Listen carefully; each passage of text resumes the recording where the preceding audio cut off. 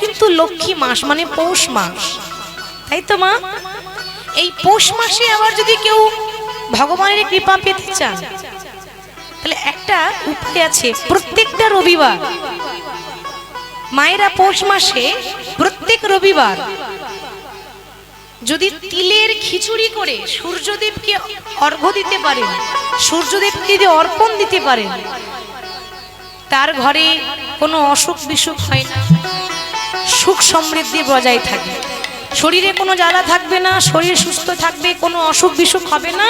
যদি পৌষ মাসে এক মাস প্রত্যেক রবিবারে যদি তিলের খিচুড়ি বানিয়ে সূর্যদেবকে অর্পণ করতে পারেন তাহলে কিন্তু সবাই ভালো থাকতে পারি আমরা। এগুলো ভগবানকে প্রসন্ন করার একটু মাত্র উপায়। তাছাড়া বাবা ভক্তি ছাড়া তো ভগবান পাওয়া যায় না। মনে রাখবেন বাবা, পয়সা থাকলে, টাকা থাকলে দামি দামি চেয়ারে বসা যায়, কিন্তু পয়সা থাকলে হরিবাসরে বসা যায় না। এ বহু ভাগ্যের কথা। এ পরীক্ষিতের আসন। একের পর যদি একটা শূন্য দিই কত হবে মা? আচ্ছা যদি আর একটা দিই, যদি আরো একটা শূন্য দিই, তাহলে যত শূন্য বসাচ্ছেন সংখ্যা তত বাড়ছে। কিন্তু বাবা হঠাৎ কি হলো, শূন্যগুলো রয়ে গেল, আর একটা যদি তুলে নি শূন্যগুলোর দাম থাকবে? দাম থাকবে না। ওই এক আছে বলে শূন্যগুলোর দাম আছে। ঠিক সেরকম এত সুন্দর মানব জন্ম পেয়ে ভগবান বলার মতো এত সুন্দর বদন দিয়েছে সবাইকে, সেবা দেওয়ার মতো হাত দিয়েছে, শোনার মতো দুটো কান দিয়েছে, মন্দিরে হেঁটে যাওয়ার মতো দুটো চরণ দিয়েছে। এত কিছু পেয়ে যদি হরিকে না ডাকতে পারে আমাদের মানব জন্ম বৃথাই চলে যায়, বিফলে চলে যায়। আস্বাদন করব একটি ভক্তের কথা, এমন একটা বিষয় যে লীলাতে ভগবান প্রমাণ করেছেন যে আমার দিতেও বেশি সময় লাগে না আর কেড়ে নিতেও বেশি সময় লাগে না। আমরা কথাই বলি না, দিয়ে ধন দেখে মন, কেড়ে নিতে কত। বাবা ভক্তকে ভগবান অনেক কিছু দেয়, দেওয়ার পর সে যদি ভগবানকেই ভুলে যায় তো তার কাছে ভগবানের নিতে বেশি টাইম লাগবে না। সেই বিষয়ে আস্বাদন করব। আস্বাদনের বিষয় পুত্র রূপে ভগবান। পুত্র রূপে ভগবান অর্থাৎ ভগবানকে কেউ যদি বন্ধু বলে ভালোবাসে ভগবান তার সখা হয়ে যায়। ভগবানকে কেউ যদি নিজের প্রাণের পতি হিসাবে ভালোবাসে সে তার কাছে পতি হয়ে যায়। ভগবানকে কেউ যদি সখা হিসাবে ভালোবাসে ভগবান তার সখা হয়। আর কারোর যদি সন্তান না থাকে, এমন অনেক মাতা পিতা আছে তাদের কোনো সন্তান নেই, সন্তান হারা, দিবানিশি কাঁদছে গোবিন্দ আমরা কি একটা সন্তানের মা হতে পারবো না? তাদের কাছে ভগবান পুত্র হন। কোনোদিন হয়তো আমরা ভাবতেও পারি না ভগবান কি কোনোদিন কারোর পিণ্ডদান করে। আজ এই বিষয়ে ভগবান ভক্তের জন্য পিণ্ডদান করবে, ভক্তের পুত্র হবে, তাই বিষয়টা হলো পুত্র রূপে ভগবান। তার আগে গৌর কথা একটু শুনি। আমরা বাংলার মানুষ, বাংলার মাটিতে এসেছি। বাংলার মাটিতে এসে যদি বাংলার ঠাকুর গৌর সুন্দরকে ভুলে যায়, কি গো বাবা আমাদের অপরাধ হবে না মা? নিতাই বিনে ভাই গৌর নাই পায়, গৌর বিনে ভাই রাধা কৃষ্ণ নাই পায়। নিতাইকে ছাড়া গৌর পাবো না, গৌরকে ছাড়া রাধা কৃষ্ণ পাবো না। আজকে প্রেমের ঠাকুর গৌরাঙ্গ সুন্দর সিধাম নবদ্বীপের মাটিতে ধুলাই গড়াগড়ি দিয়ে হরি নাম করছে। কেন মা? মনে প্রশ্ন জাগে না যে ভগবান হয়ে গড়াগড়ি দিল কেন? এই যে আপনারা বসেছেন, নিয়ম আছে, কীর্তনের শেষে যদি কেউ এই জায়গাটাতে গড়াগড়ি দিয়ে যেতে পারে তার ত্রিতাপ জ্বালা দূরীভূত হয়ে যায়। আজকে ভগবান হয়ে কেন গড়াগড়ি দিল জানেন? আপনাদের মতো ভক্তের চরণ ধুলো অঙ্গে মাখবো বলে। কারণ ভগবান ভক্তের চরণ ধুলো বড় ভালোবাসে। তার প্রমাণ, একদিন ভগবান শ্রীকৃষ্ণ ব্যাসদেবকে প্রশ্ন করছেন। ব্যাসদেবটাকে, যিনি ভাগবত গীতার রচয়িতা, তিনি ভাগবত লিখেছেন, তিনি বড় পণ্ডিত, তিনি জ্ঞানী। তার কাছে গিয়ে ভগবান প্রশ্ন করছে, ব্যাসদেব অনেক দিন হয়ে গেল জানো, আমার মনের মধ্যে একটা প্রশ্ন জেগেছে, এই প্রশ্নের উত্তর আমি কিছুতেই খুঁজে পাচ্ছি না। একটা প্রশ্ন করব, উত্তর দেবে? ব্যাসদেব এত বড় জ্ঞানী হয়ে, পণ্ডিত হয়ে মাথা নিচু করে দাঁড়িয়েছে, প্রভু আমি কি পারবো তোমার প্রশ্নের উত্তর দিতে? আমি তো একটা নরকের কীট, আমি একটা সাধারণ মানুষ, আমি কি পারবো তোমার প্রশ্নের উত্তর দিতে? কেন এমন কথা বলছে? এত বড় পণ্ডিত সে, যে গীতা লিখেছে, ভাবুক তার অশেষ জ্ঞান, কিন্তু তবু মাথা নত করে দিল কেন? যারা সত্যি সত্যি জ্ঞানী তারা কোনোদিনও অহংকার করে বলে না যে আমি এটা জানি, আমি ওটা জানি। যদি বলেন বাবা এটা কি হবে, বাবা আমি কি বলবো, আমি অধম, সে সব জানে তবু বলবে আমি অধম, আমি কি জানি। এটা লক্ষণ। নিচু না হলে উঁচু হওয়া যায় না। গাছের মধ্যে উঁচু গাছ হচ্ছে তাল গাছ, আর সব থেকে নিচু হচ্ছে দুর্বা ঘাস। তা গোবিন্দ সেবাই কোনটা লাগে বাবা? ওই উঁচু তাল গাছটা লাগে না দুর্বা ঘাস? দুর্বা ঘাসটাই লাগে, উঁচুটা নয়, নিচুটাই লাগে। যে বলবে প্রভু আমি একটা সামান্য জীব, আমি তো কিছু জানি না, আমি ভজন জানি না, আমি সাধন জানি না, কি করে তোমায় ডাকতে হয় আমি জানি না, ভগবান তার কাছে আগে ছুটে যায়। তাহলে ব্যাসদেব আমার একটা প্রশ্নের উত্তর দাও। এ জগতে যে ভক্তরা আমার নাম ভালোবাসে, এ জগতে যে ভক্তরা আমাকে ভালোবাসে, আমার নাম শোনে, এত কষ্ট করে রাত্রে লাখ টাকার ঘুম বাদ দিয়ে ছুটে এসেছে কার জন্য? তার কৃপা পাওয়ার জন্য। আমার একটা প্রশ্নের উত্তর দাও, যে আমাকে ভালোবেসে আমার ভক্তরা কি আনন্দ পায়, কি সুখ পায়। আমি ভগবান হয়ে ওই প্রশ্নের উত্তর খুঁজে পেলাম না। ব্যাসদেব বললেন, দয়াময় এই প্রশ্নের উত্তর তো তুমি কোনোদিনও খুঁজে পাবে না প্রভু। কেন জানো? কারণ যারা দামি চালের ভাত খায় তারা জীবনেও জানবে না যে 5টা ঘরে ভিক্ষা করে একটা ভিখারির চালের স্বাদ কেমন হয়। কারণ সে তো দামি চালের ভাত খায়, সে কি বুঝবে যে 5টা ঘরের চাল মানে 5 রকমের চাল, সে স্বাদটা আলাদা। তাকে জানতে গেলে সিংহাসন থেকে নামতে হবে। প্রভু যে রসগোল্লা, সে কি জানে তার স্বাদ কেমন? সে তো জানে না। দয়াময় তোমার নাম করে যে কি আনন্দ পাওয়া যায়, তোমার নাম শুনে যে কি সুখ পাওয়া যায়, একমাত্র যারা তোমার ভক্ত তারাই জানে। কারণ তারা শুনছে, তারা বুঝবে তোমার নামের মহিমা কত, আমি বলতে পারবো না। ব্যাসদেব তাহলে কি কি করলে আমি জানতে পারবো? আমাকে উপায় বলে দাও। একটা উপায় আছে, কি জানো দয়াময়? যদি কোনোদিন তুমি ভগবান হয়ে এ জগতের কোন ভক্তের চরণ দুটো যদি বুকে হৃদয়ে জড়িয়ে ধরতে পারো, সেদিন জানতে পারবে তোমার নাম শুনে তারা কি আনন্দ পায়। ভগবান মনে মনে ভাবছেন তাহলে কার কাছে যাব? হঠাৎ একজনের কথা মনে পড়ে গেল, যে 24 ঘন্টা নারায়ণ নারায়ণ করে। সে কে বাবা? নারদ। আমি নারদের কাছে যাই। নারদের কাছে গিয়ে বলছে, নারদ নারদ এ কি প্রভু, দরকার হলে আমায় ডাকতে পারতে, তুমি কেন কষ্ট করে এলে দয়াময়? নারদ আজকে প্রয়োজনটা আমার পড়েছে তো, তাই আমি তোমার কাছে ছুটে এলাম। আজকে ভগবান হয়ে তোমার কাছে ভিক্ষার আঁচল পেতে দাঁড়িয়েছে। আজ যদি কিছু চাই তুমি খালি হাতে ফিরিয়ে দেবে না তো নারদ? নারদ বলে উঠল, দয়াময় কি বলছো তুমি?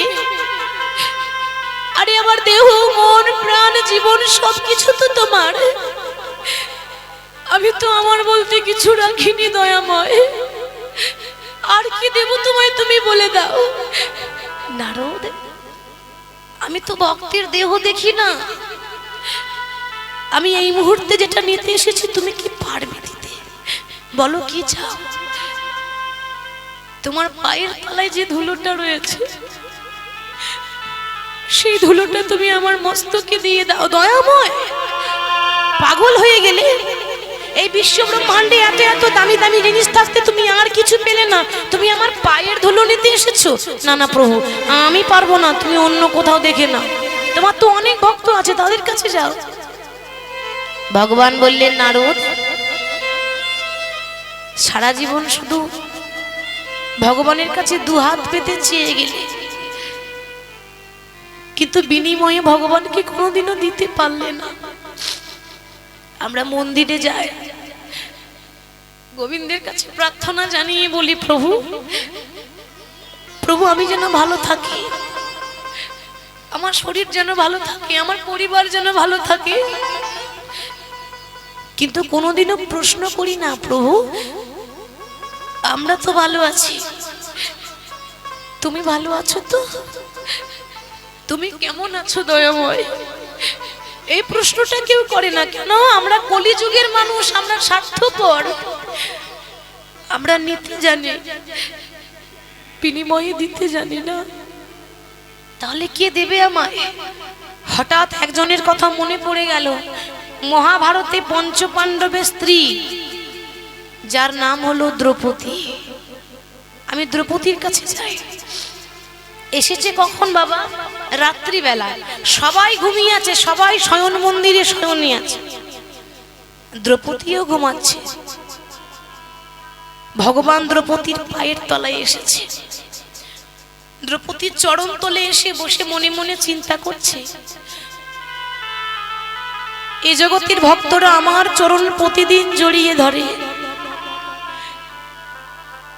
কিন্তু আমি আমার ভক্তের চরণ কোনোদিন জড়িয়ে ধরতে পাই না, কোনোদিনও ভাগ্য হয় না যে আমি আমার ভক্তের চরণ জড়িয়ে ধরবো। তাই চরণ যখন পেয়েছি এই সুযোগ ছাড়লে হবে না। তাই দ্রৌপদী ঘুমাচ্ছে, আর দ্রৌপদীর চরণ দুটো ভগবান হৃদয়ে জড়িয়ে ধরেছে। হৃদয়ে জড়িয়ে ধরে ভক্তের চরণ ধুলা কৃষ্ণ অঙ্গে অঙ্গে মাখে,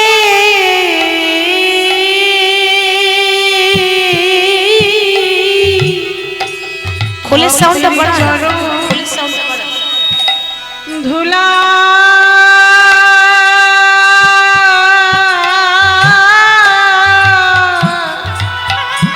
বিদায় মুররিবে অঙ্গে মাখে,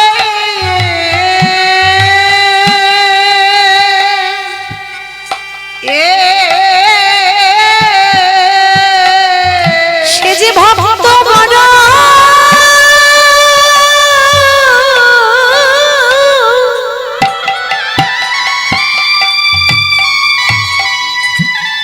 ওগো, সে যে ভক্ত বড়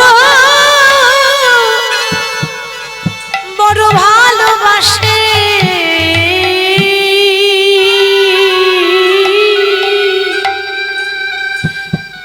ভক্তের চরণ ধুলা কৃষ্ণ অঙ্গে মাখে,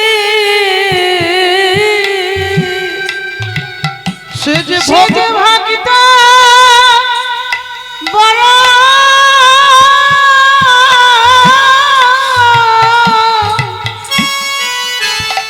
ভক্ত বড় ভালো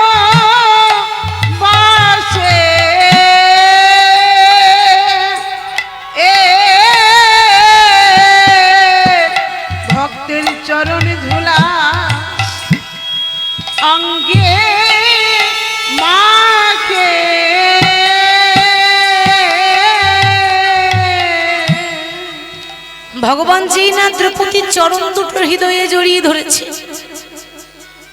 হঠাৎ দ্রৌপদীর ঘুম ভেঙে গেল। সে তো ঘুমাচ্ছিল, আর যেই না ঘুম ভেঙেছে অমনি চিৎকার করে বলে উঠল, কে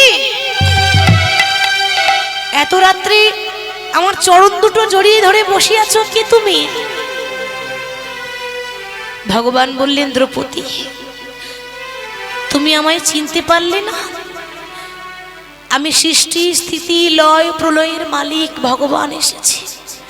দ্রৌপদী, আমাকে দেখতে গেলে হাজার হাজার হ্যালোজিন জেলে দিলেও দেখা যাবে না। ভগবানকে দেখতে গেলে হাজার হাজার টিউবলাইট জেলে দিলেও দেখা যাবে না।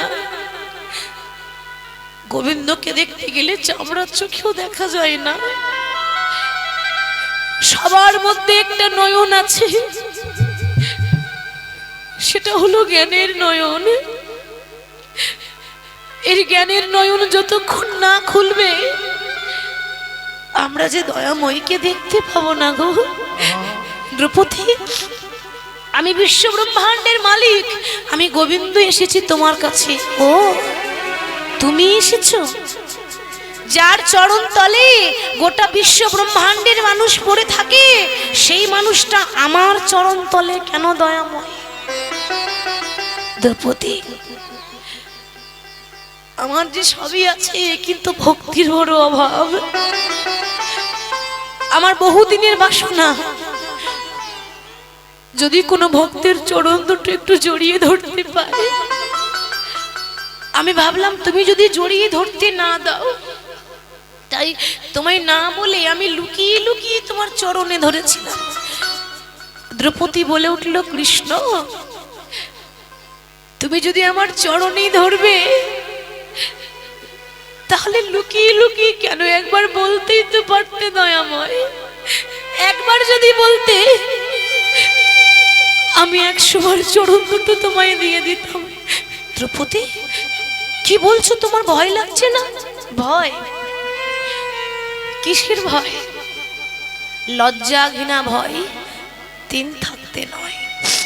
মনে করে দেখো সেদিনের কথা, যেদিন দ্রৌপদীর বস্ত্র হরণ হয়েছিল। বস্ত্র হরণের দিনে সামনে এত এত গুরুজন বসে আছে। এত এত গুরুজনের সামনে একটা নারীর মানহানি হলো। সেদিন কেউ প্রতিবাদ করেনি বাবা, সবাই দাঁড়িয়ে দাঁড়িয়ে দেখেছিল, কেউ একটা উত্তর পর্যন্ত করেনি। আমি ভাবলাম আমার কেউ নেই তো কি হয়েছে, আমার স্বামীরা তো আছে। আমি আমার 5টা স্বামীর কাছে যখন ছুটে গেলাম যে আমাকে রক্ষা করো, তারাও প্রতিবাদ করলো না, মাথা নিচু করে দাঁড়িয়ে রইল। সেদিন আমি বুঝে নিলাম দয়াময়, এ জগতে আমার আপন বলতে আর কেউ নেই তুমি ছাড়া। এ জগতে কেউ কারো নয়। এসেছি একা, চলে যাব একা। এ জগতে ভালো যদি বাঁচতেই হয়, এ জগতে অন্য কাউকে নয়, গোবিন্দকে বাসো। এ জগতে যাকে ভালোবাসবেন সে আপনার হাতটা একদিন ছেড়ে দেবে। এ জগতে কেউ আপনার প্রিয়জন নয়, এ জগতে সবাই আপনার প্রয়োজন। আপনাকে প্রিয়জন ভাবে না, আপনাকে প্রয়োজনে ব্যবহার করে। ভালো যদি কেউ ভাসে, একজন বিপদ ভঞ্জন মধুসূদন। সেদিন যখন বললাম যে হে বিপদ ভঞ্জন মধুসূদন রক্ষা করো, সেদিন তুমি একটা নয়, দুটো নয়, শত শত বস্ত্র দিয়ে দ্রৌপদীর লজ্জাটা নিবারণ করেছিলে। আর সেই দিন থেকে আমি আমার দেহ মন প্রাণ জীবন যৌবন সবই তোমায় দিয়েছি। তাহলে বলতে পারো প্রভু, আমার সবই যদি তোমার হলো, তাহলে চরণে দুটো কি কৃষ্ণই আমার বটে। নিতাই গৌর হরি হরি আমার বটে। ওগো দয়া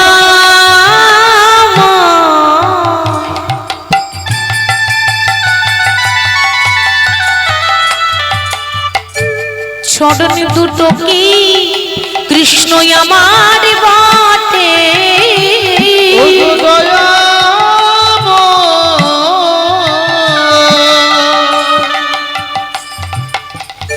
চরণ দুটো কি আমার বটে,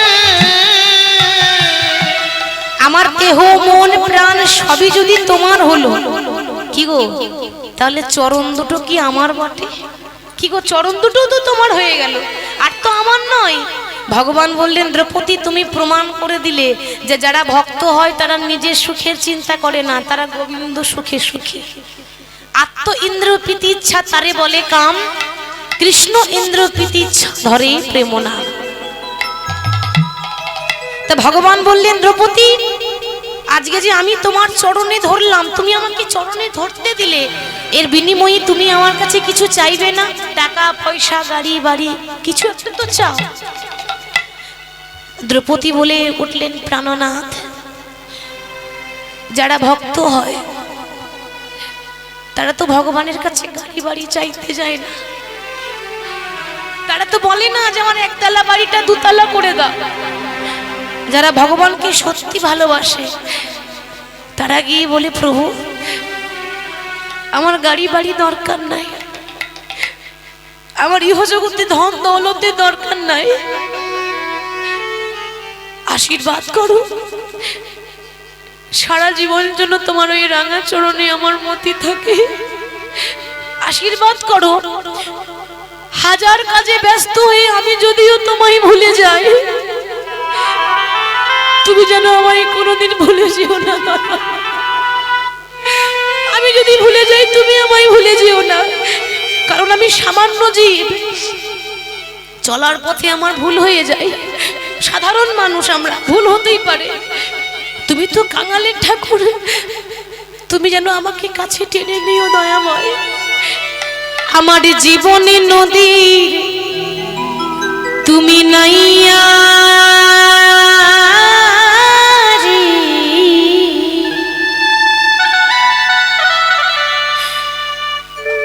আমার ভবের খেলা আজ সঙ্গ হলো রে,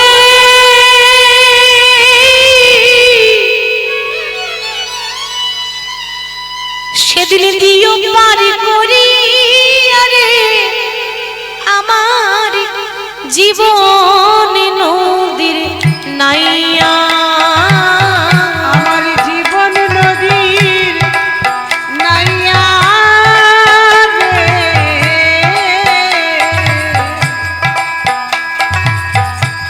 ভবের খেলা সাঙ্গ হলো রে, দিও পার করিয়া আমার জীবন নদীর নাইয়া। আমার জীবনে নদীর তুমি নাইয়া রে,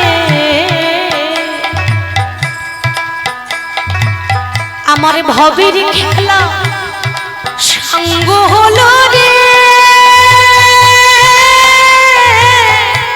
দিও পার করিয়া আমার জীবন নদীর নাইয়া। আমার জীবন নদীর নাইয়া রে,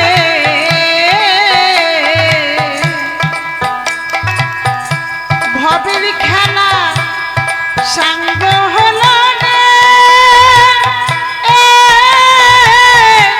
দিও পার করিয়া আমার জীবন নদীর নাইয়া। কথাটার মানে আছে বাবা, বলছি প্রভু এ জগতে আমরা যে খেলা করছি ওটা কামনা বাসনার হাট, যেদিন আমার সেই দিন আসবে বাবা, সেই দিন কিন্তু সবার আসবে, আমারও আসবে আপনাদেরও আসবে। যেদিন আমাদের সেই দিন আসবে সেদিন সবাই খাবে বিয়ের খাবার, কিন্তু আপনি খেতে পাবেন না।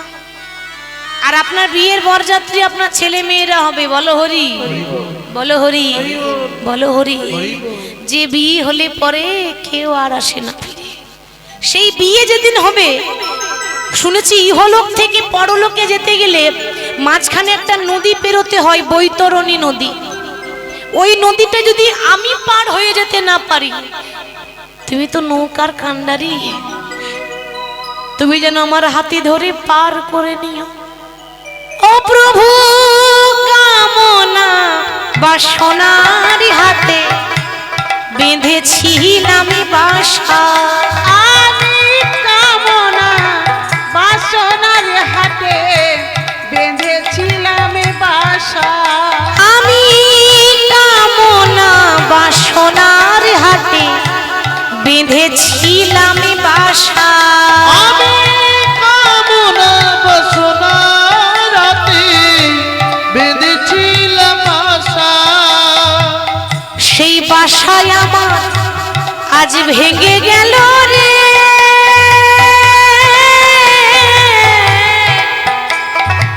সেদিন দিও পার করিয়া আমার জীবন নদীর নাইয়া। আমার জীবন নদী নাইয়া রে।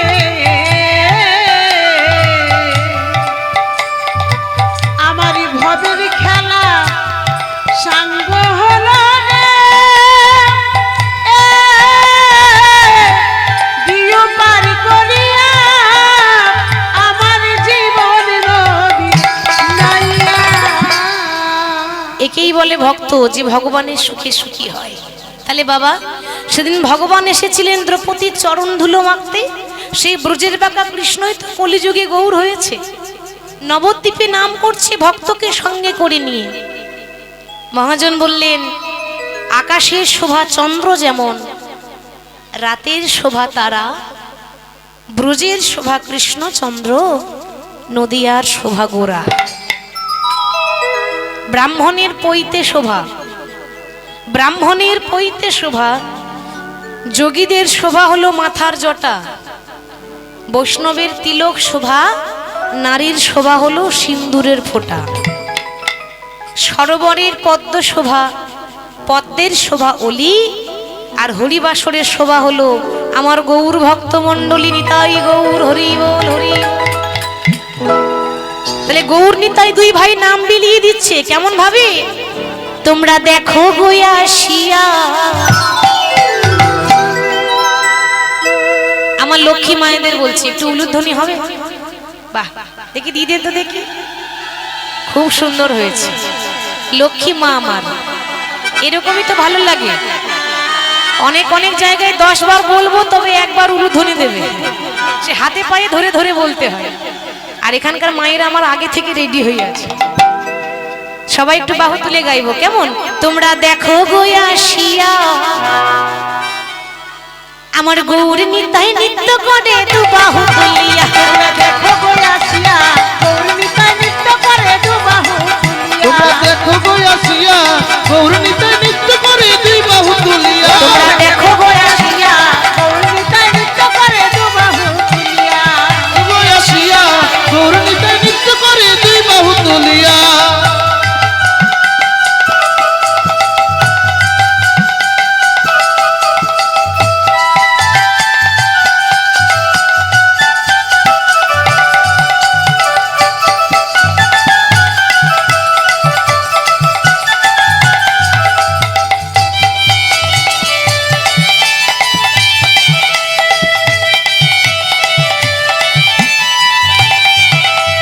দু বাহু তুলিয়া দেখো হরি বল বলিয়া। দু বাহু তুলিয়া দেখো হরি বল বলিয়া। দু বাহু তুলিয়া দেখো হরি বল বলিয়া রে। গো বাহু তুলিয়া দেখো হরি বল বলিয়া। আস্তে ওই পেছনে যারা আছেন মাইদের বলছি, বলি দুপুর বেলায় সেবা শান্তি ভালো হয় নাই নাকি? সামনে সবাই দিচ্ছে আর আপনারা বসে আছেন, সবাই উলুধ্বনি দেবেন। এই কলিযুগের মানুষ তো কি আর করা যাবে, করতালিগুলো হয়ে গেছে প্লাস্টিকের করতালি, সাউন্ড হয় না, তাই না বাবা? করতালি সবাই দেয়, সবাই দিচ্ছে, কিন্তু সাউন্ড কম কেন দিচ্ছে? কি করে দিচ্ছে বলুন তো? এরকম করে দিলে হবে না। আপনাদের থানা কোথায়? হ্যাঁ বেশ, এমন ভাবে করতালি দেবেন যে থানার বড় বাবু যেন শুনতে পায়। জোরে জোরে করতালি দিতে হবে। এত ভক্ত রয়েছেন, হবে না মানে? তোমরা দেখো গো আসিয়া গৌর নিতাই নৃত্য করে দু বাহু তুলিয়া। ও তোমরা দেখো গো আসিয়া গৌর নিতাই নৃত্য করে দু বাহু তুলিয়া। তোমরা দেখো গো আসিয়া গৌর নিতাই নৃত্য করে দুই বাহু তুলিয়া। দেখো গো আসিয়া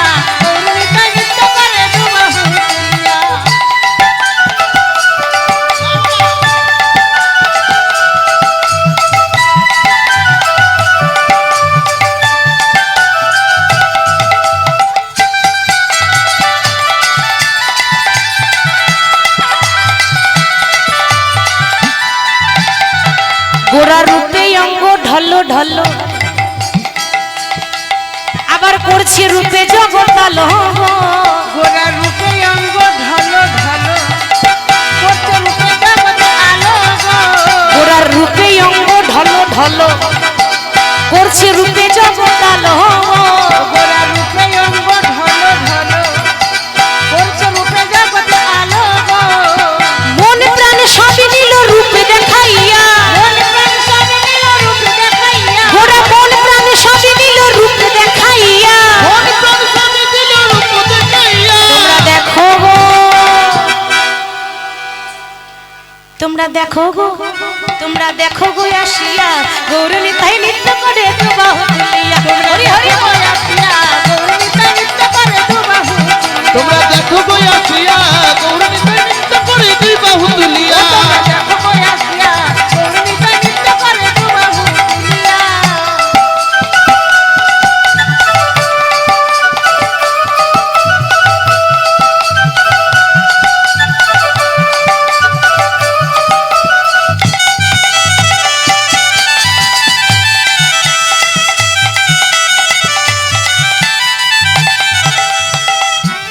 নিতাই গৌর আজকে প্রেম দিয়ে নাম যখন বিতরণ করছেন, গৌর হরি আজকে খেলা করছেন। কোন খেলা?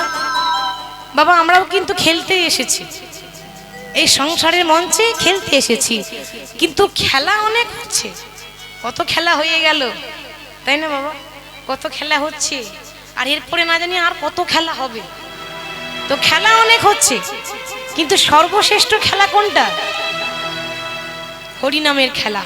ওই জন্য মহাজন বলছে, ওগো গৌর হরি খেলছেন হরিনামের খেলা। বৃন্দাবনে খেলা ছিল মুরলী বাদন, বৃন্দাবনে খেলা ছিল মুরলী বাদন। বৃন্দাবনের খেলা ছিল মুরলী বাদন। বৃন্দাবনে খেলা ছিল মুরলী বাদন। আর কলিযুগে খেলা হলো নাম সংকীর্তনে। কলিযুগের খেলা হলো নাম সংকীর্তন। কলিযুগের খেলা হলো নাম সংকীর্তন। কলিযুগের খেলা হলো নাম সংকীর্তন। মানুষ একটাই, রং পাল্টে গেছে, নাম পাল্টে গেছে। বৃন্দাবনে ছিল কৃষ্ণ, কলিযুগে হয়েছে গৌর। এবার বৃন্দাবনের রং ছিল গায়ের রং কালো, কৃষ্ণের গায়ের রং কালো ছিল, আর কলিযুগে হয়েছে একেবারে কাঁচা সোনার মতো চকচক করছে। মানুষ একটা, রংটা পাল্টে গেল, নামটা পাল্টে গেল, খেলাটাও পাল্টে গেল। বৃন্দাবনে খেলা ছিল মাঠে দৌড়া দৌড়ি, বৃন্দাবনে খেলা ছিল মাঠে দৌড়াদৌড়ি। বৃন্দাবনের খেলা ছিল মাঠে দৌড়াদৌড়ি। বৃন্দাবনে খেলা ছিল মাঠে দৌড়াদৌড়ি। আর এই কলিযুগে খেলা হলো ধুলাই গড়াগড়ি। বলো হরি হরি। ধুলাই গড়াগড়ি। কলিযুগের খেলা হলো দোলাই গড়াগড়ি। কলিযুগের খেলা হলো ধুলাই গড়াগড়ি। গড়াগড়ি যাই গো, গড়াগড়ি যাইব। গড়াগড়ি যাই গো, ঘোড়াগড়ি যাই গো। হেমদণ্ড বাহু তোলে গড়াগড়ি যাই গো। হেমদণ্ডে বাহু তুলে ঘোড়াগড়ি যাই গো। কৃষ্ণ কৃষ্ণ কৃষ্ণ বলে গড়াগড়ি যাই গো। কৃষ্ণ কৃষ্ণ কৃষ্ণ বলে গড়াগড়ি যাইব।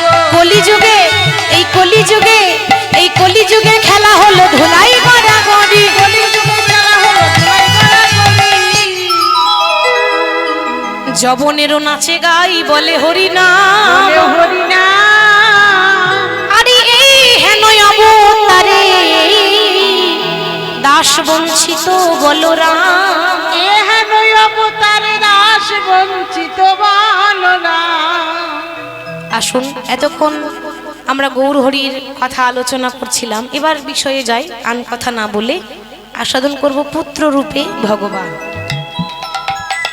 তো যে ভক্তকে নিয়ে ভগবান লীলা করবেন, সেই ভক্ত কিন্তু এখনো পৌঁছায়নি। সে আসবে উড়িষ্যার জগন্নাথ মন্দিরে, তার সঙ্গে দেখা হবে উড়িষ্যার জগন্নাথ মন্দিরে। এবার ভগবান দেখছে আমি না গেলে তো ভক্তের সঙ্গে দেখা হবে না, তাহলে আমাকে যেতে হবে। এবার সবাই জানেন বাবা যে গৌরহরি মাত্র 24 বছর বয়সে সন্ন্যাসী হয়েছিলেন। 24 বছর বয়সেই নবদ্বীপ ছেড়ে, নদিয়া ছেড়ে, ভক্তগণকে ছেড়ে, নিজের সচী মাকে ছেড়ে গৌরহরি সন্ন্যাসী হয়ে বেরিয়েছিলেন বাবা। তো গৌরহরি যখন সন্ন্যাসী হয়ে চলে গেলেন, সবাই যখন জানতে পারল যে নদিয়ার চাঁদ চলে গেল, আজ থেকে নদিয়া নবদ্বীপ যেন দিনের বেলায় অন্ধকার হয়ে গেল। বাবা সবাই আজকে গড়াগড়ি দিচ্ছে কেন? সবাই যাকে ভালোবাসতো সে যদি চলে যায় সবার মনে দুঃখ লাগে। সচিমা বলে উঠলো, ওরে নিমাই, ওরে ওই জন্য কি তোকে পণ্ডিত করেছিলাম? নবদ্বীপের শ্রেষ্ঠ পণ্ডিত নিমাই, যে পড়াশোনা করে বিদ্যা অধ্যয়ন করেছিল আমাদের মহাপ্রভু, ওই জন্য কি তোকে পণ্ডিত করেছিলাম? পণ্ডিতের কি এই রীতি যে মা কাঁদিয়ে চলে যায়? নিমাই, ওরে কোন শাস্ত্রে লেখা ছিল যে মা কাঁদিয়ে গেলে এইভাবে পণ্ডিত হয়? ওরে তুই কেমন পণ্ডিত, তুই মাকে কাঁদিয়ে চলে গেলি। কিন্তু বাবা, মহাপ্রভুকে শুধু দোষ দিলে হবে না, যেমন কর্ম তেমন ফল। মানুষকে কর্ম অনুযায়ী ফল ভোগ করতে হয়, ভগবান এর জন্য দায়ী নয়। আজকে সচি মা সন্তান থাকতেও সন্তান হারা, কারণ ছেড়ে চলে গেল, তাকে মা বলে ডাকার মতো কেউ নেই। কেন? এটা তারই কর্মের ফল, এর জন্য ভগবান দায়ী নয়। সচিমা কর্ম খারাপ করেছিল কোন দিন? সেই ত্রেতা যুগে। ত্রেতা যুগে যখন ঘোষণা হয়ে গেল যে আগামী কাল রাম রাজা হবে অযোধ্যার, সবার মনে আনন্দ, প্রত্যেকটা মানুষের মনে আনন্দ। তার সঙ্গে এই যে সচিমায়ের কথা বলছি, সে ছিল ত্রেতা যুগে মাতা কৈকেয়ী। এই কৈকেয়ীরই মনে আনন্দ ছিল, কিন্তু তার মনে তখনো পর্যন্ত হিংসা নেই, তার মনে আনন্দ যে হ্যাঁ আমার ছেলে রাম রাজা হবে। কিন্তু ওই কৈকেয়ীরই দাসী মন্থরা, সে এখন কৈকেয়ীর কানে এসে বলছে, ওরে কৈকেয়ী, বলি রাম রাজা হবে তো তোর এত আনন্দ কিসের? বারে, আনন্দ হবে না? আমার ছেলে রাজা হবে, আমার আনন্দ হবে না? হ্যাঁ হ্যাঁ জানি। মনে রাখিস, ওটা তোর নিজের ছেলে নয়, ওটা তোর সৎ ছেলে, ওটা কৌশল্যার ছেলে, তুই জন্ম দিসনি। আর ওই সৎ ছেলের জন্য এত মাথা পিষা কিসের? শোন আমার কথা শোন, আমি তো তোর দাসী। তোর বাবা যখন তোকে বিয়ে দিয়েছিল রাজা দশরথের সঙ্গে, আমাকে দাসী করে পাঠিয়েছিল তোর দেখাশোনা করার জন্য। তোর দাসী হয়ে তোর খারাপ চাইবো না। রাম যদি রাজা হয় তাহলে রাজমাতা কে হবে? কৌশল্যা হবে। তোর কোনো দাম থাকবে? তুই তখন সারা জীবন পায়ে তেল দিবি, তোর কোনো দাম থাকবে না, তুই দাসী হয়ে থাকবি। রাজমাতা যদি হতে চাস, নিজের দাম যদি বাড়াতে চাস, তাহলে রাজা ওই রামকে নয়, তুই তোর ছেলে ভরতকে রাজা কর। তো সবাই জানেন ওই কৈকেয়ীর জন্য রাম বনবাসে গেল 14 বছরের জন্য। তো যখন কৈকেয়ীর জন্য রাম বনবাসে যাচ্ছে, মা কৌশল্যা এক বাটি দুধ এনেছিল। রাম, ওরে একদিন নয়, দুদিন নয়, 14 বছরের জন্য যাচ্ছিস। ওরে আমার মা বলার ধন, আজ থেকে 14 বছরের জন্য আমাকে মা বলে ডাকার মতো কেউ থাকবে না। যাওয়ার আগে একটু মায়ের হাতে এক বাটি দুধ পান করে যা। যেই না মায়ের হাতে এক বাটি দুধ নিয়ে পান করতে যাবে, অমনি মাতা কৈকেয়ী দুধের বাটিটা ছুঁড়ে ফেলে দিল। ভগবান বলেছিল, মা তুমি মা হয়ে আরেক মায়ের মর্ম বুঝলে না মা? তুমি নারী হয়ে আরেক নারীর যন্ত্রণা বুঝলে না মা?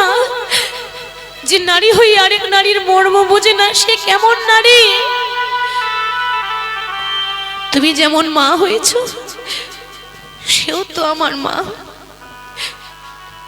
মা হয়ে আরেক মাকে যখন কষ্ট দিলে, আমি তোমায় আশীর্বাদ করলাম, অভিশাপ নয় আশীর্বাদ।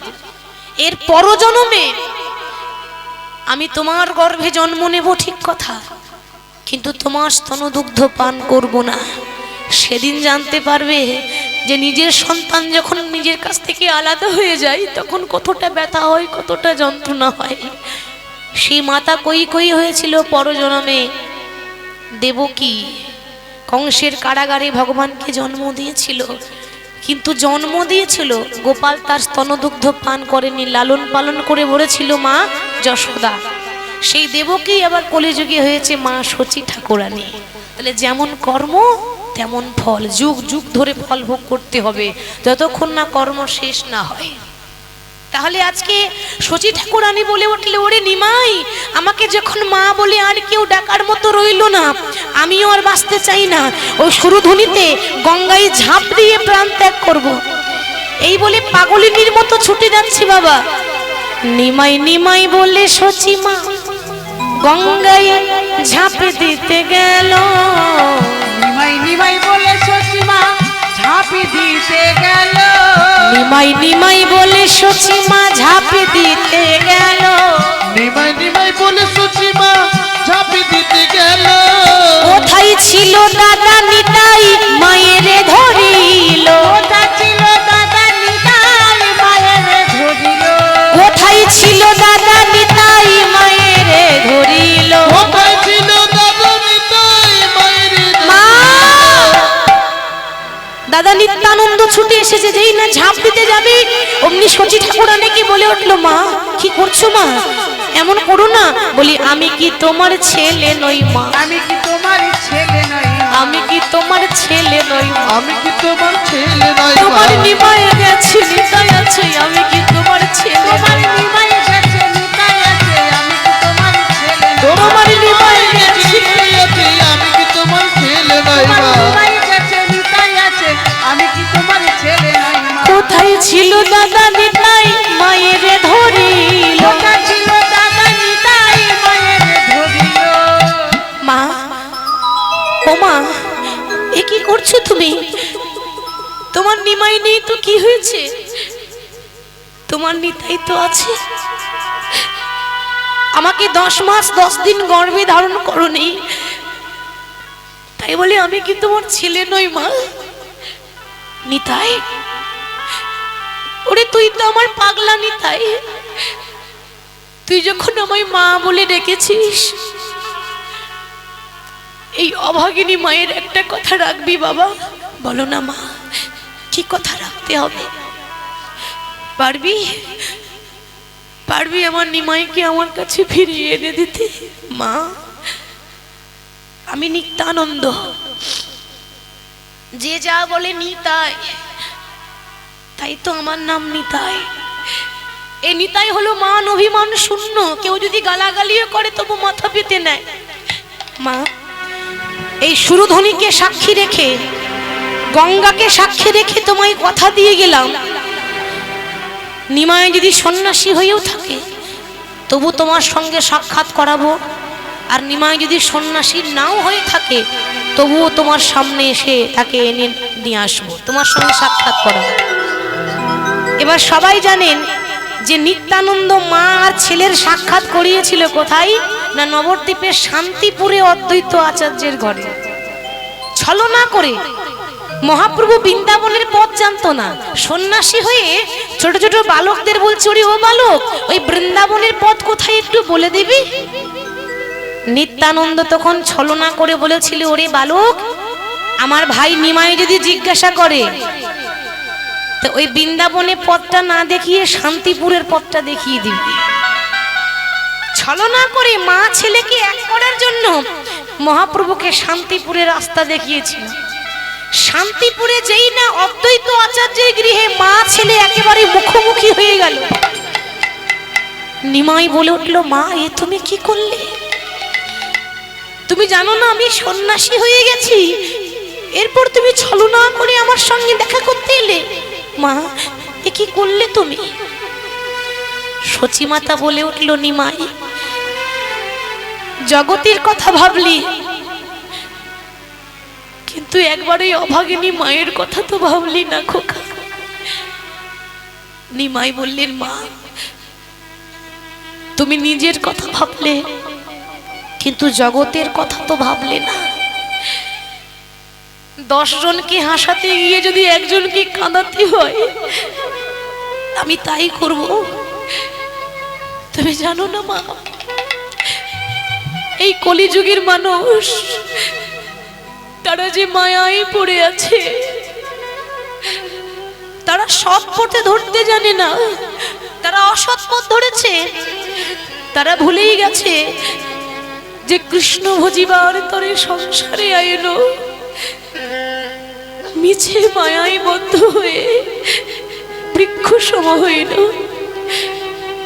আমাদের দিন গেল মিছে কাজে, রাত্রি গেল নিদ্রে, না ভজিল রাধা কৃষ্ণ চরণার বৃন্দে। সবাই মায়াবদ্ধ জীব, এরা সবকিছু গ্রহণ করে, সহজে হরিনাম গ্রহণ করতে চায় না। আমি জানি আমি তোমাকে কাঁদিয়েছি, আমি আমার বিষ্ণুপ্রিয়াকে কাঁদিয়েছি। নববধূ বিষ্ণুপ্রিয়া বিবাহের কিছুদিন পরেই মহাপ্রভু সন্ন্যাসী হয়েছিলেন, সে এখন নতুন বধূ, তাকেও কাঁদিয়ে এলাম। কেন জানো? শুধু আমার ভক্তের জন্য মা। তুমি যেমন আমার মা, সেরকম আমি আমার ভক্তদের মাতা পিতা। তাদেরকে সঠিক পথ দেখাতে হবে, তাদেরকে হরিনাম প্রচার করতে হবে। মা, আমার পথে বাধা দিও না। তুমি যদি এরকম করে কাঁদো, আমার যাওয়ার পথটা পিচ্ছল হয়ে যাবে। মা যদি কাঁদে, ছেলে কোনোদিন যেতে পারে। মাগো, তুমি এইভাবে কেঁদো না। কাঁদতে যদি হয় আমার জন্য নয়, কাঁদতে যদি হয় তুমি তার জন্য কাঁদো। আমার জন্য কেঁদে তোমার কি লাভ হলো? আজকে দেখো তোমাকে ছেড়ে চলে যাচ্ছি। এ জগতে যার জন্য কাঁদবে সেই একদিন ছেড়ে চলে যাবে। মায়ার জন্য নয়, কাঁদলে ভগবানের জন্য কাঁদো। ও মা, কাঁদিলে নিমাই বলে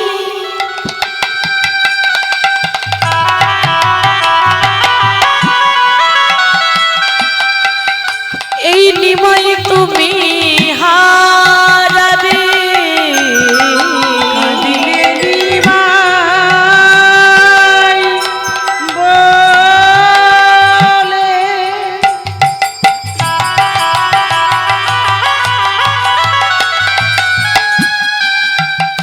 সতী মাতা গো, নিমাই নিমাই বলে আর কেঁদো। নিতাই গৌর হরি। তুমি যদি কাঁদিবে মাগো কৃষ্ণ কৃষ্ণ বলে কাঁদো, যত কাঁদিবে প্রাপ্তি নিকট হবে। কাঁদিলে নিমাই বলে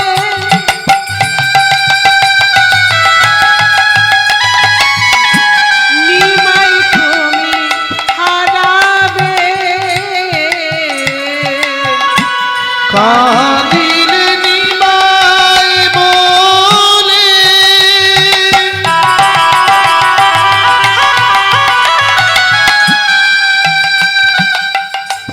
নিমাই তুমি হারালে। ও মা, কাঁদিলে শ্রীকৃষ্ণ বলে কৃষ্ণ তুমি পাবে। ওগো কাঁদিলে কৃষ্ণ বলে কৃষ্ণ তুমি পাবে। মা, যদি কোনোদিন কাঁদতে ইচ্ছা হয়, যদি কোনোদিন মনে ব্যথা পায়, আমার জন্য কেঁদো না মা। কেন জানো? কাঁদো কৃষ্ণ কৃষ্ণ কৃষ্ণ বলে। কৃষ্ণ কৃষ্ণ কৃষ্ণ বলে ও মা, আমার জন্য কেঁদো না মা। কাঁদো কৃষ্ণ কৃষ্ণ কৃষ্ণ বলে। আমার জন্যে কেঁদো না মা। কৃষ্ণ কৃষ্ণ কৃষ্ণ বলে। মা, আশীর্বাদ করো, তোমার নিমাই যেন জগৎকে উদ্ধার করতে পারে। নিমাই, যাব বলে যখন প্রস্তুত সন্ন্যাসী হয়ে বেরিয়েছিস, আর আমি বাধা দেব না, কিন্তু আমার একটা ইচ্ছা পূরণ করবি। বলো মা, কোন ইচ্ছা? তোর বাবা যখন মারা গিয়েছিল তখন আমি পিণ্ডদান করেছিলাম উড়িষ্যার পুরী ধামে, অর্থাৎ জগন্নাথ ধামে। তাই আমার ইচ্ছা আছে যে তুই যে গ্রামে গ্রামে নাম প্রচার করবি, তা তুই প্রথমে উড়িষ্যার জগন্নাথ মন্দিরে যা, সেখানে গিয়ে তুই নাম প্রচার কর। তাই মাকে প্রণাম করে অগণিত ভক্ত, মহাপ্রভু একা নেই, এত এত ভক্তকে সঙ্গে করে নিয়ে যাচ্ছে কোথায়? উড়িষ্যার জগন্নাথ মন্দির, উড়িষ্যার জগন্নাথ ধাম যাচ্ছে বাবা। কেমন ভাবে? মাধব হে মাধব। উড়িষ্যাতে বাংলা ভাষা চলে না, সেখানে উড়িয়া ভাষা চলে। তাই উড়িষ্যাতে উড়িয়া ভাষাই তারা প্রভুর নাম গাইতে গাইতে যাচ্ছে।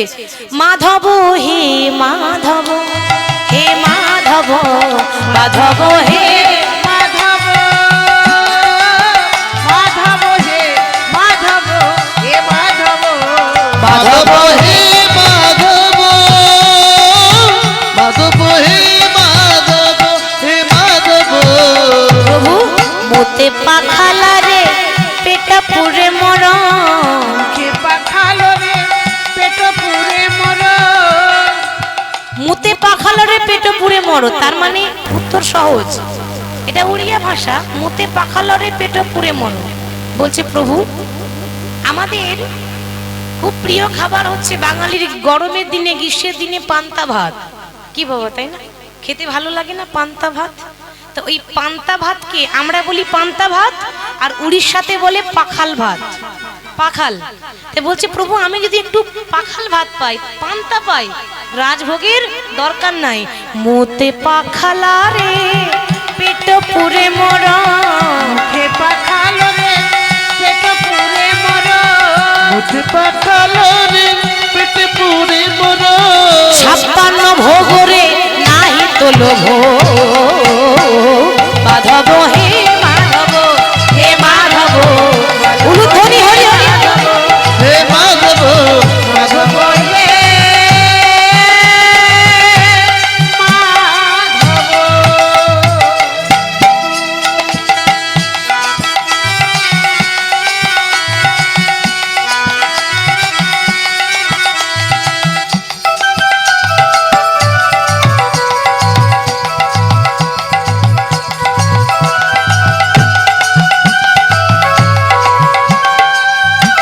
প্রভু ঝাটি মাটি ঘরে সব সুখ মর, ঝাটি মাটি ঘরে সব সুখ মর, ঝাটি মাটি ঘরে সব সুখ মর। ঝাটি মাটি গরে সব সুখ মর, ঝাটি মাটি ঘরে মানে আমি যদি মাটির ঘর পাই, রাজমহলের দরকার নাই। ঝাটি মাটি ঘরে সব সুখ মর, ঝাটি মাটি ঘরে সব সুখ মর, রাজমহল রে নাহি তো লোভ।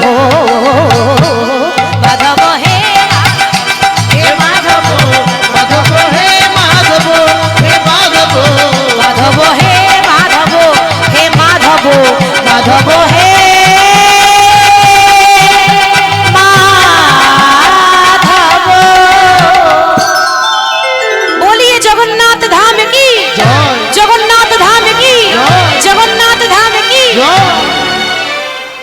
অগণিত ভক্তকে নিয়ে জগন্নাথ মন্দিরে এসেছে, আর যেই না মহাপ্রভু জগন্নাথ ধামে এসে উপস্থিত হয়েছে, ওদিকে বাবা যে ভক্তকে নিয়ে এত লীলা খেলা করবে, সে আসছে কোথায়? কোথা থেকে আসছে? সেই হরি বল, হরি বল। সে আসছে উড়িষ্যাতে যে এলো, তো সে সুদূর প্রায় নবদ্বীপের কাছাকাছি, অগ্রদ্বীপ থেকে। নবদ্বীপের কাছাকাছি এমন অনেক জায়গা আছে, যেমন পূর্বস্থলী আছে, অগ্রদ্বীপ আছে, হরি বল। এই অগ্রদ্বীপ থেকে অনেক দূর থেকে সে বড় আশা করে আসছে, নাম হলো গোবিন্দ ঘোষ। গোবিন্দ ঘোষ ছোট থেকেই মা বাবাকে হারিয়েছিল, অনাথ সে। তো তার মনে বহু বাসনা, সে জানে যে যেই গৌর সেই কৃষ্ণ সেই জগন্নাথ, আলাদা কেউ নয়। শুধু অবতার নিয়েছে, যেই গৌর সেই কৃষ্ণ সেই জগন্নাথ। ওই গৌরকে দেখবো বলে সে শুনেছে যে গৌর নাকি ওই জগন্নাথ ধামে আছে। চলে একটু গৌরকে দেখে আসি। তাই অগ্রদ্বীপ থেকে সে হেঁটে হেঁটে আসছে। যেতে যেতে বলছে, প্রভু আমি বেরিয়েছি তোমার চরণ পাবো বলে, কিন্তু জানি না তোমার দেখা পাবো কিনা, জানি না তোমার চরণ পাবো কিনা। তবে আমি যদি তোমার কাছে যেতে না পারি, তুমি যেন আমাকে তোমার কাছে হাতে ধরে পার করে নিও। হরি বল। ও গো দয়াল ঠাকুর,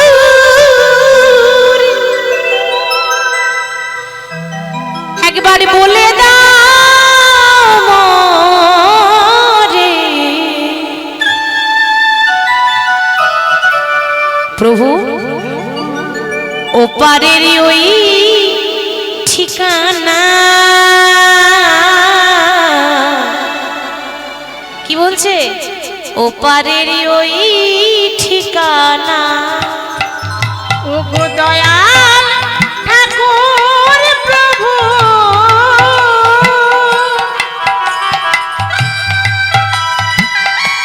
বলে দাও মোরে,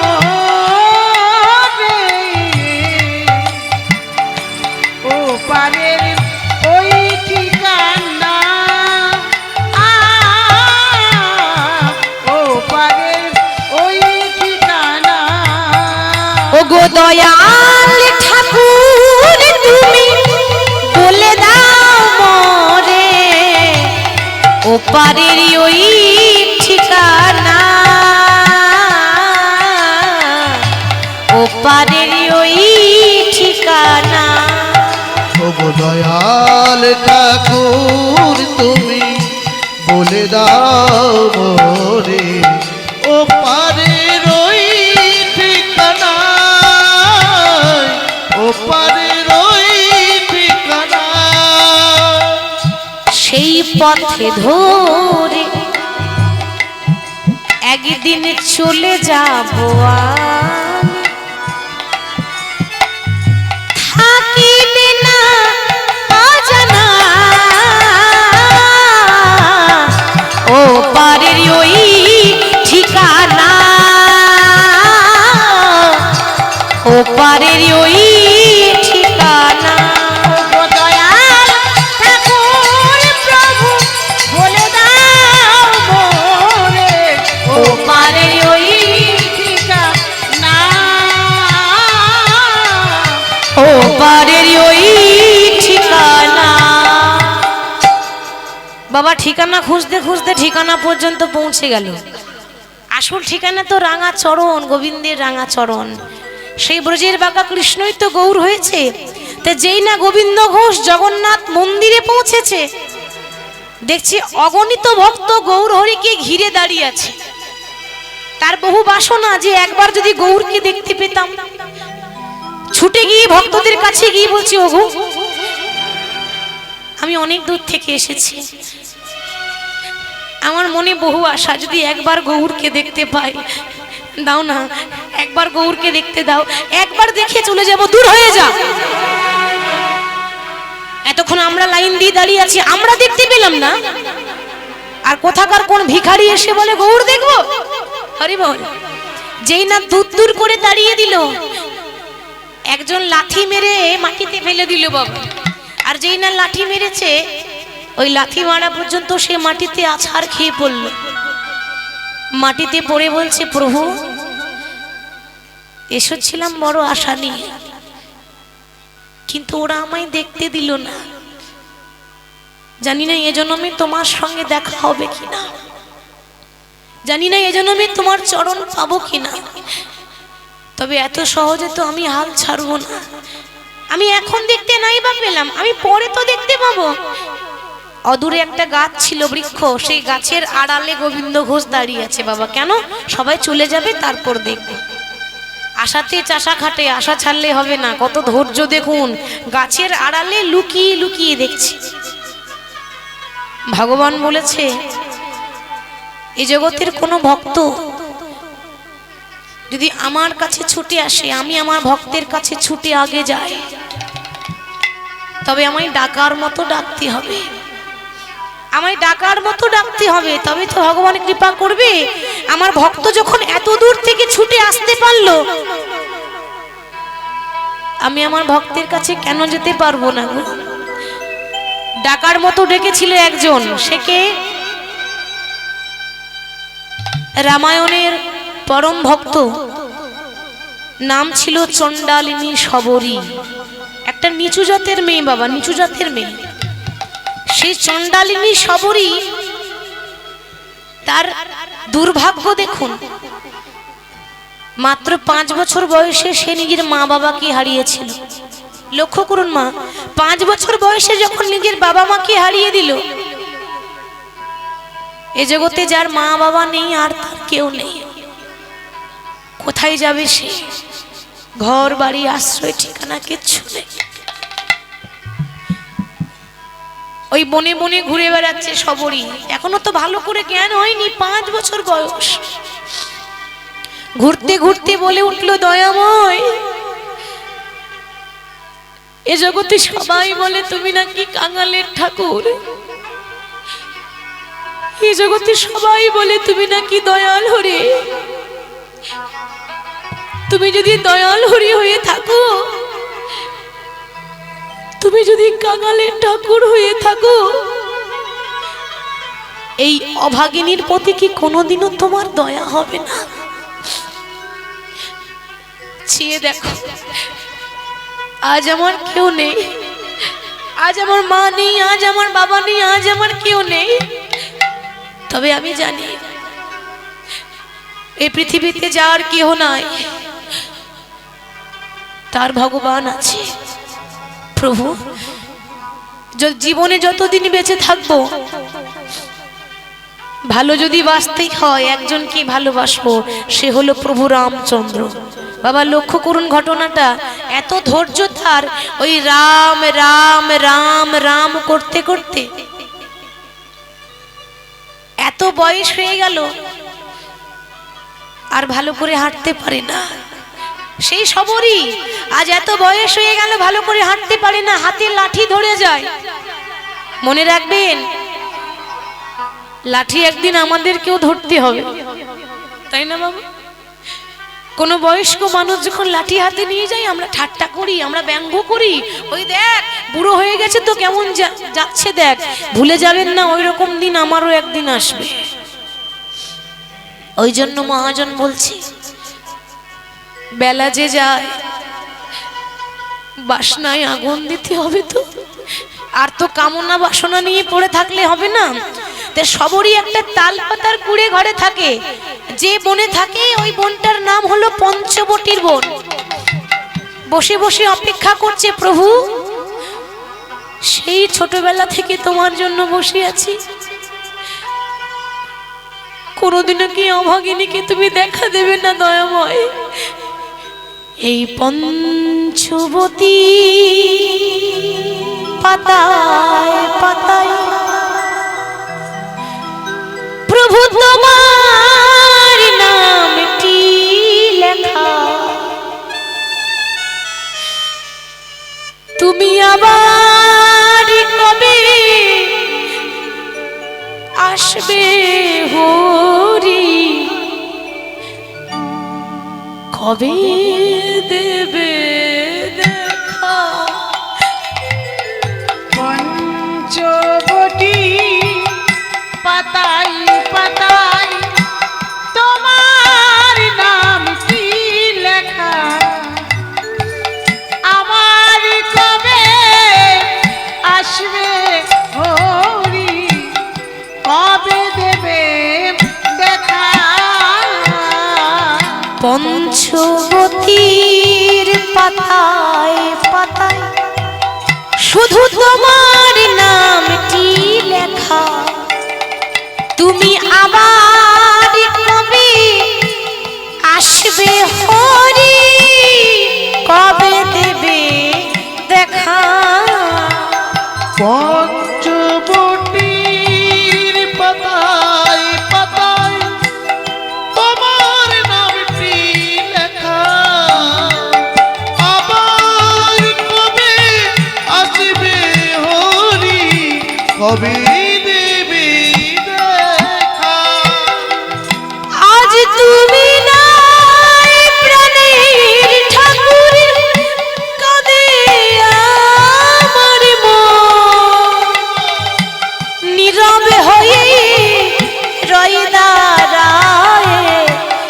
পঞ্চবটির বন। আজ তুমি নাই প্রাণের ঠাকুর, কাঁদে আমার মন, নীরবে হয়ে রই দাঁড়ায়ে পঞ্চবটির বন। আজ তুমি নাই প্রাণের ঠাকুর, কাঁদে আমার মন, নীরবে হয়ে রয়ে দাঁড়ায়ে পঞ্চবটির বন। আজ তুমি না প্রাণের ঠাকুর, কাঁদে আমার মন, নীরবে হয়ে রই দাঁড়ায়ে পঞ্চবটির বন। এই নটি রানী কেঁদে বলে, দাও গো প্রভু দেখা, তুমি আবার কবে আসবে হরি, কবে দেবে দেখা।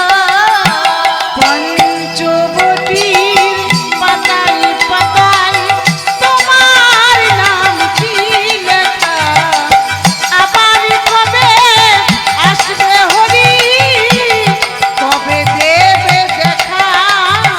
পঞ্চবটির পাতায় পাতায় তোমার নামটি লেখা, আবার কবে আসবে হরি, কবে দেবে দেখা।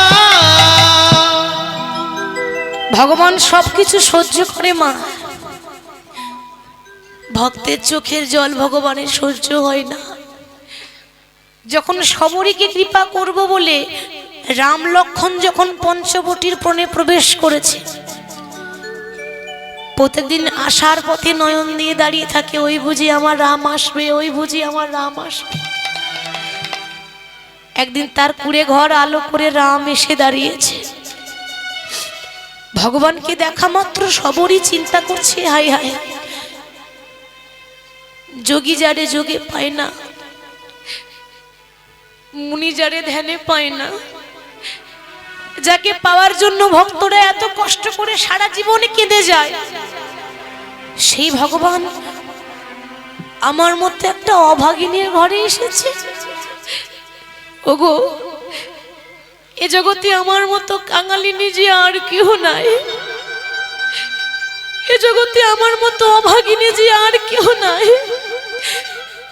5 বছর বয়সে মা বাবাকে হারিয়ে দিয়েছি, মা বাবার ভালোবাসা পেলাম না, আদর পেলাম না। আজ সেই অভাগিনীর ঘরে ভগবান এসেছে। মনে মনে চিন্তা করছে, ভগবানকে বসতে দেব কোথায়।